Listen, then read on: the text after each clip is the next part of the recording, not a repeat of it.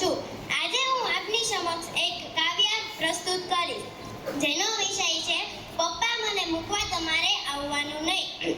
Vacation માણીને જ્યારે પાછી હું જાઉં, મધમીઠી યાદ થકી મનમાં મલકાવ, બેગની સંગાતે હું ઈચ્છાની છલકાવ, શોપિંગની સાથે હું સ્મરણો લઈ જાઉં, પણ આંખમાં આંસુ એમ લાવવાનું નહીં। પપ્પા મને મૂકવા તમારે આવવાનું નહીં। બેગ હું ભરું ત્યારે સામે ઊભા રહીને કાઢું એ પાછું મુકાવો છો સમ દઈને। આ નથી કાઢવાનું, આ તો લેવાનું છે, કેટલું મુકાવો છે એમ ફરી ફરીને કહીને, પણ બેગમાં બાળપણ મૂકવાનું નહીં। પપ્પા મને મૂકવા તમારે આવવાનું નહીં।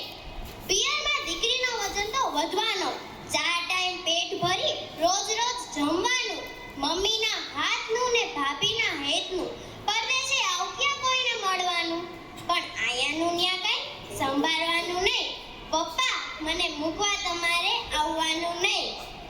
એરપોર્ટે આવીને સૂચનાઓ આપશો, પાસપોર્ટ ટિકિટ ફરી જોવાને માંગશો, સાચવીને જજે એવી બોલી ઉમેરશો, પહોંચીને ફોન કરજે એવું પણ કહેશો, પણ ભૂલું એવું ઓછું લાવવાનું નહીં। પપ્પા મને મૂકવા તમારે આવવાનું નહીં। જોયા કરો છો જ્યાં સુધી દેખાતી કાચની દિવાલ મને એક્વેરિયમ લાગતી, કાંઠો છોડીને જતી માછલી બીજા કાંઠે એની વાટો જોવાતી, પણ આંસુને કેમ કહું આવવાનું? પપ્પા મને મૂકવા તમારે આવવાનું નહીં। દીકરીને પપ્પાનો એવો સંબંધ છે, ફૂલમાંહી સતવાતી જાણે સુગંધ છે, હાથ મૂકી માથે એમ મૂંગારે બોલતા કે દીકરીના આંસુઓમાં એનો અનુબંધ છે, પણ પપ્પાને આંસુ બતાવવાનું નહીં। પપ્પા મને મૂકવા તમારે આવવાનું નહીં। હજી તો તું ચાવી દેતી હતી દાદાની ઘડિયાળે, હજી તો તું ટહુકા કરતી હતી આપણા ઘરના માળે, કેમ કરીને ક્યારે દીકરી આટલી મોટી થઈ ગઈ કે ઝરણા જેવી દીકરી મારી નદી થઈને વહી ગઈ। પપ્પા મને મૂકવા તમારે આવવાનું નહીં। ધન્યવાદ।